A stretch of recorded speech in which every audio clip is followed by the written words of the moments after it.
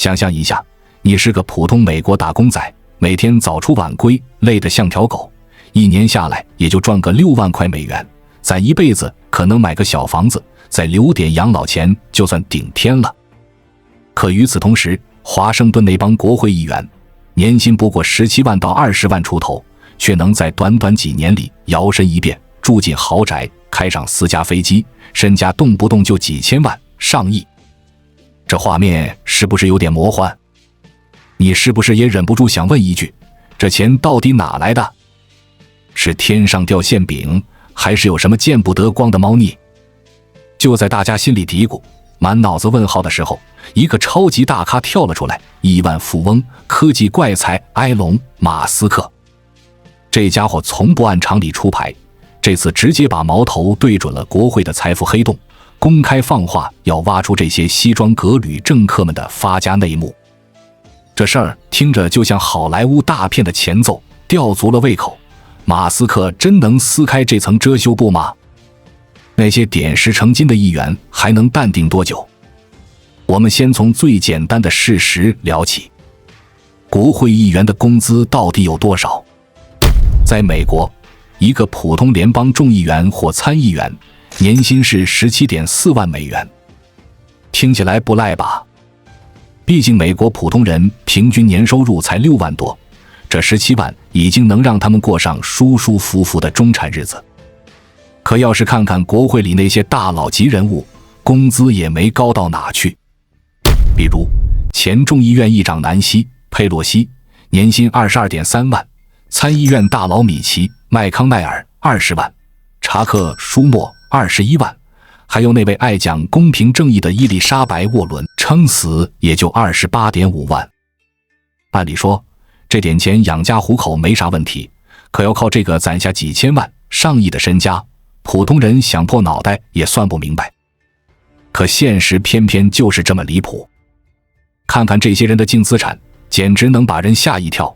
南希·佩洛西身家高达2亿多美元，米奇·麦康奈尔9500万，查克·舒默7500万，伊丽莎白·沃伦也有6700万。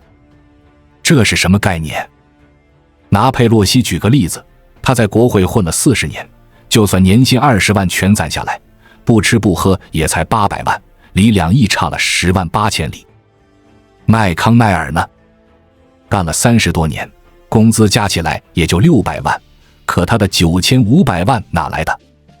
舒默和沃伦的情况也差不多，工资和身家之间的差距像是横着一条银河系，这反差大得让人怀疑人生，难怪美国老百姓早就看不下去，憋了一肚子火。马斯克显然也憋不住这个疑问，他在一次公开场合直言不讳，我实在搞不明白，这些议员年薪才20万，怎么就攒下了2000万甚至更多的财富？这听着就不对劲啊！没人能给我个像样的解释。这话像扔了颗炸弹，炸得大家耳朵嗡嗡响，也炸开了公众对国会财富来源的无数猜想。有人说这帮家伙肯定是中了彩票，有人怀疑他们是不是偷偷挖了金矿。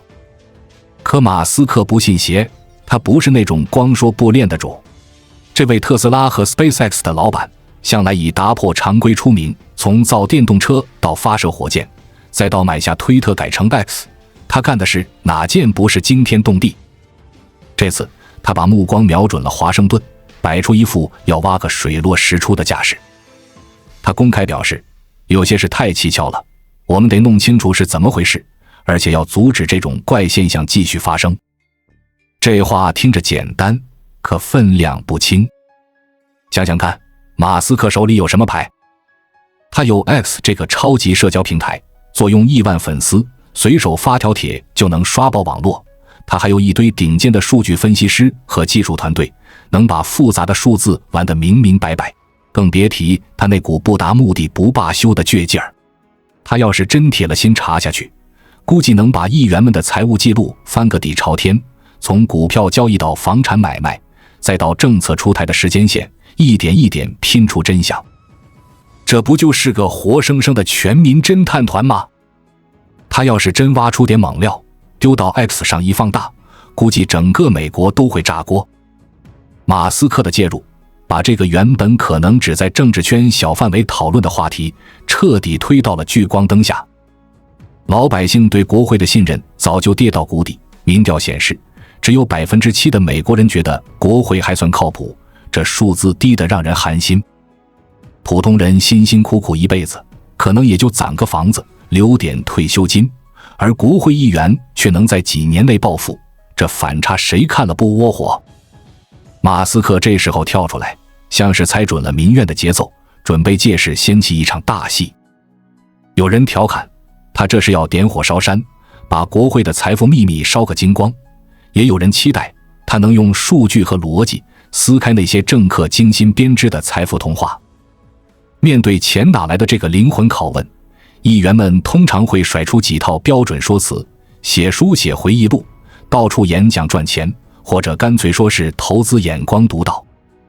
这些理由听起来挺像回事，可真能解释那动辄上亿的身家吗？我们一条条拆开看看。先说副业收入，写本书做场演讲确实能赚点外快，比如一本畅销回忆录可能卖个几十万块，一场高规格演讲收费几万到10来万不等。听起来不错吧？可问题是，就算你书卖得再火，演讲再多，一年顶天赚个100万，扣掉税和各种开销，剩不了多少。想靠这个攒出几千万、上亿，那得写几百本书，讲几千场才行。南希·佩洛西倒是出过书，可你见过他满世界跑演讲吗？显然没这回事。其他议员也差不多，副业收入撑死是个零花钱，填不上那巨大的财富窟窿。那投资呢？这就更有意思了。在我们进一步探索之前，我们有一个激动人心的消息要告诉大家，我们已经开通会员功能了。现在您可以加入我们的会员大家庭，享受会员专属影片和更多独家内容。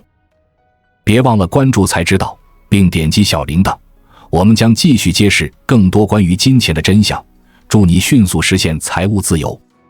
国会议员炒股、买基金、玩加密货币全都合法，而且不少人表现得像是天生的股神。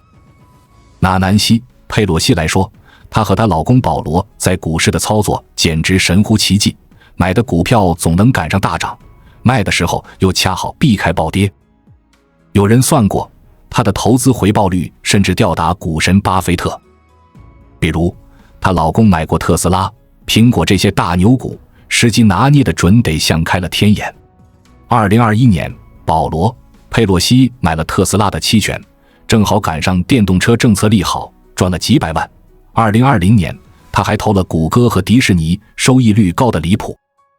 米奇·麦康奈尔呢？9500万身家中很大一块来自投资收益，他的股票组合里不少是能源和基建公司，恰好跟他管的领域重合。查克·舒默和伊丽莎白·沃伦也都有类似的投资奇迹。舒默偏爱科技股，沃伦则在房地产和金融领域赚了不少。这运气和眼光，普通散户只能望尘莫及。可这神迹背后，真就只是眼光好吗？很多人忍不住怀疑，他们是不是拿到了什么内部消息？毕竟，议员们天天泡在政策和立法的最前沿，随手就能摸到影响市场的金钥匙。比如某个行业要出大利好，某家公司要拿政府大单，或者某个监管政策要松绑，这些消息还没公开前，他们就能抢先一步下手。比如佩洛西老公买特斯拉时，国会正在讨论新能源补贴法案，麦康奈尔投资能源股时，参议院正好在推基建计划。这不就是典型的内幕交易吗？普通人炒股全凭运气和分析，他们却像是开了挂，次次踩准点，这巧合也太离谱了吧。说到内幕交易，这可是个烫手山芋。理论上，美国有禁止利用国会见闻交易法案，2012年通过的，专门管这个事儿。法案要求议员在交易后45天内公开披露，防止他们钻空子。可实际上，这法子漏洞百出，执行起来更是形同虚设。首先，45天的披露窗口已经够宽松了，市场瞬息万变，45天足够他们操作一把，赚个盆满钵满再公布，公众根本来不及反应。比如佩洛西老公买完特斯拉期权，等披露时股价已经涨翻天，你能拿它咋办？其次，什么叫内幕信息？这玩意儿太难界定。议员可以说我就是看好这只股，跟工作没关系，你拿它没办法。佩洛西就常说她老公是独立投资人，交易跟她无关，谁能证明她泄露了消息？再者，就算侦查，也很少有人因此翻车。2020年疫情初期，好几位议员被曝在股市崩盘前抛售股票，舆论炸了锅，媒体吵得沸沸扬扬，可最后调查也就走个过场，没人真坐牢，甚至连罚款都很少。更离谱的是，很多议员买的股票跟他们管的委员会直接挂钩，比如管科技的议员买科技股，管能源的买能源股，管医疗的买医药股，这巧合简直不要太明显。举个例子，参议员理查德·博尔当年管卫生委员会，2020年疫情初期抛售了上百万美元的股票，避开了大跌。这事儿闹得挺大， FBI 都介入了，可最后也就不了了之，他辞了委员会职务，啥事儿没有。还有凯利·洛夫勒，她老公是纽交所的大股东，她自己也在疫情前抛了股票，赚得盆满钵满，最后调查也没结果。这种信息优势简直就是个合法的作弊器。马斯克要是真查下去，这些灰色地带估计得暴露不少。别以为国会议员个个清白，过去10几年被抓的现行可不少。我们随便列几个例子，看看这些家伙都干了啥。查卡·法塔前众议员因贪污、受贿、洗钱和欺诈等22项罪名，2016年被判10年监禁。他把慈善基金和竞选资金当个人钱包花，买豪宅、还贷款，胆子大的没边。柯林斯另一个前众议员因内幕交易栽了跟头。他在一家生物技术公司当董事，知道药物试验失败的消息没公开，赶紧通知家人抛股票，自己也跟着操作，避开了几十万损失。2019年他认罪，被判26个月监禁，还丢了议员席位。还有邓肯·亨特，这位更离谱，直接挪用25万竞选资金给自己花，度假、泡吧、买奢侈品，啥都干。2020年被判11个月监禁，也辞了职。这些案例说明啥？国会山庄从来不是什么圣地，权钱交易的戏码一直在上演。这些被抓的只是冰山一角，更多人可能是运气好，没被逮住罢了。马斯克要是顺着这条线挖下去，难保不会揪出更多猫腻。毕竟有前车之鉴在，谁敢说现在国会就干净了呢？马斯克这回算是彻底捅了马蜂窝。他要是真查出点啥，影响可不小。先说舆论压力，他随便在 X 上一发帖，就能让几亿人看到，议员们想捂都捂不住。比如他发一句某议员股票交易太蹊跷，估计第二天全网都在讨论，媒体也得跟风炒作，国会想低调都难。2021年，有人就仿照佩洛西的交易建了个投资组合，结果收益率吊打大盘，这事在网上传得沸沸扬扬，大家都喊他国会股神。马斯克要是把这种事放大，估计得炸翻天。其次，他团队的数据能力不是盖的，财务报表、交易记录、政策时间线一对比，那些藏不住的巧合估计得全抖出来。想象一下，如果他搞个可视化图表，把每个议员的财富增长曲线和重大政策时间点叠在一起，哪个点窜得太高、太快，一目了然，这杀伤力得多大？他还能发动 X 上的网友一起找线索，众包式调查，效率高得吓人。再往大了说，要是查出系统性问题，没准还能推动立法改革，比如禁议员炒股、禁止直系亲属交易、设任期限制、加强财务透明度，这些呼声早就有了。2021年就有议员提出过类似法案，但都被国会内部压下去了。马斯克要是能给把力，改革真可能往前迈一步。最直接的效果是震慑作用。他这一查，估计不少议员得掂量掂量，下次再想偷偷发财时手都得抖3抖。有人开玩笑说，马斯克这是要给国会来个大扫除，把那些藏在角落的灰尘全扫出来。当然，挑战也不少。法律上，内幕交易不好定罪，得有铁证证明议员用了具体非公开的重大信息，这门槛高得吓人。比如博尔纳案子， FBI 查了半天也没找到直接证据，最后不了了之。政治上，两党都不想自砸饭碗，阻力肯定大。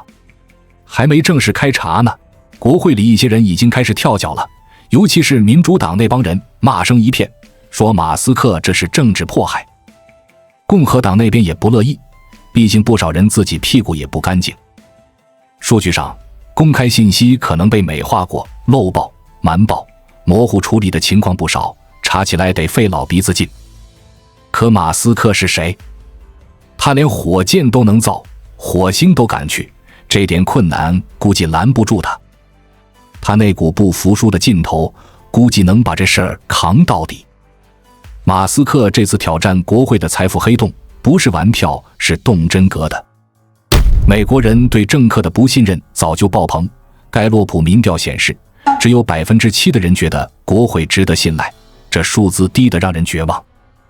普通人辛辛苦苦一辈子，可能也就攒个房子，留点退休金，而国会议员却能在几年内暴富，住豪宅，开4架飞机，这反差谁看了不窝火？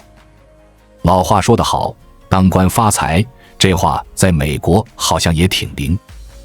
马斯克这把火一烧，可能是火上浇油，但也可能是拨云见日的契机。他的团队能挖出多深？能揪出多少猛料？能不能撼动那盘根错节的利益网？现在没人知道。他可能会从公开的财务披露入手，抓取每笔交易的时间和金额，再跟政策时间线做对比。他还可能分析议员亲属的交易记录，看看有没有代持嫌疑，甚至还能用 AI 模型找出异常的财富增长点。这些招数他都玩得转。但有一点很清楚，聚光灯已经打在国会议员身上，他们的财富魔法还能藏多久？我们等着看吧。马斯克这人向来不走寻常路，他要是真查出点啥，估计华盛顿得抖3抖。比如他查出某个议员在某法案通过前买了相关股票，赚了几千万，这事一爆出来，估计得直接上热搜，议员本人也得赶紧出来解释。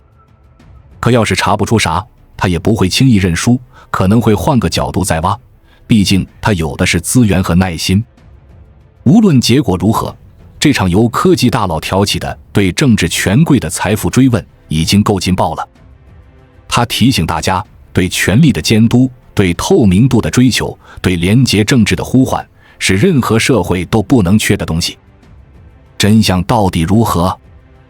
我们搬好小板凳，拭目以待。关注我，我是才知道，带你解锁更多金钱的真相。